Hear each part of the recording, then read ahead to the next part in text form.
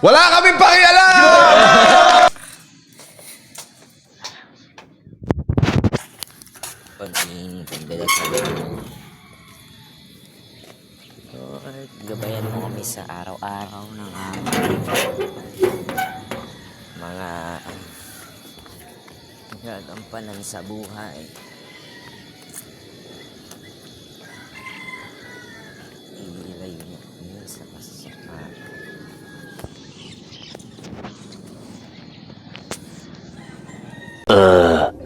2,000 years later. 1 hour later, 2 hours later, 3 hours later, A few moments later. just then later. End of flashback.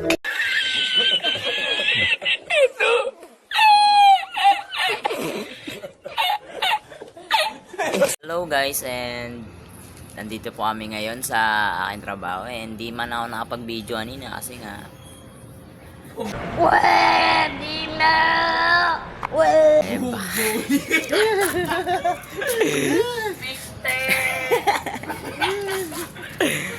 Kasi nga baka mali tayo, and konti-konti pa na nandito. Ang pasok po natin is 7, alas 7 po ng umaga. Kumalis po ako sa bahay ng mga alas 6 kasi naglalakad lang pa ako para may walking na rin tayo. Sana all. May walking na rin tayo, and ayaw pagsabali ako eh. Piste man ka. Para may walking po tayo at ma-exercise ang ating katawan. Sana all. Hindi lang po sa trabaho ma-exercise ang ating katawan, kasi sa trabaho natin is hindi naman po mahirap, medyo mahirap lang. Medyo lang, kaya hindi masyadong mahirap.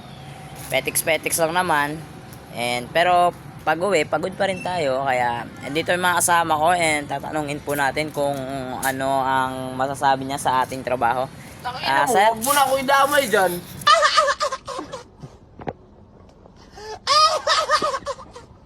Doon ka na.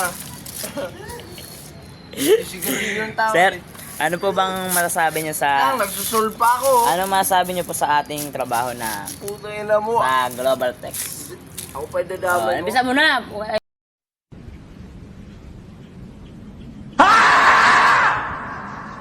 Pag istorya ditong ano ha?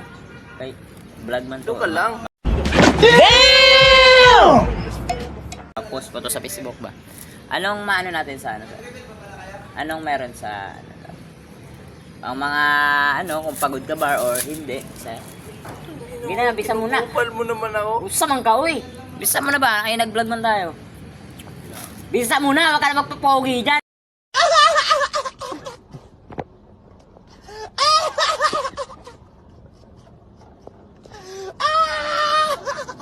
Pangit ka.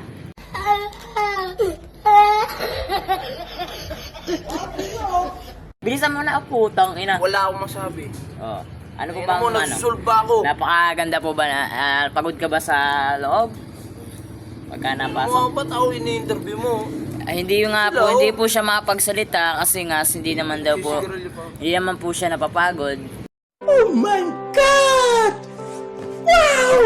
Kasi isa po siyang immortal. Inang immortal, hindi pagod.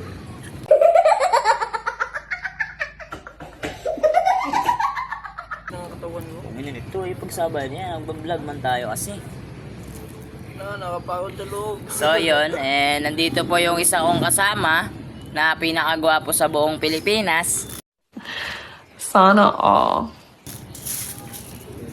Vlogger. Ang pangalan niya is Sedi. Dito nga po siya sa Tansa Cavite. Tansa Cavite nagtatrabaho, and tatanungin natin siya, ano masasabi niyo? Video nga puti. Akala ko wala. Ano masasabi niyo sa ating kapugwapuhan? Gapugapuan. So yan, Ano nga talaga? di ba? Yan ang mga ayan ang mga gwapo. welcome to my vlog.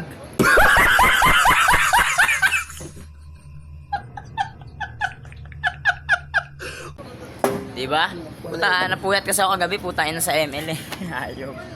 Mahilig ko mag-video. Yun, no? Di ba? Yung mga kasama namin sa trabaho, Gar. Dito sa trabaho, petiks-petiks lang. Walang pagod dito. May pagod man dito. Mabubuhatin kami ang bulto. Kung may pagod man dito, hindi masyado nakatulog, maayos yun. Diba? Babalik tayo dito sa tropa natin na Bisaya, taga Davao City. Usa man ang imong nakita?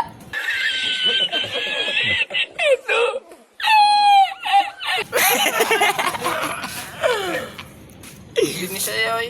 Usa man ang imong nakita? Ay, pag Tagalog, pag Bisaya ro. Okay. Ang galing mo pala Sige na mga gar, ay pumito na and musulod na mo. Musulod na kami ngayon. So yun. Wait nyo, abangan nyo yung mga na next natin na video. May pinakagwapo dito. Tingin ka muna, look to my camera.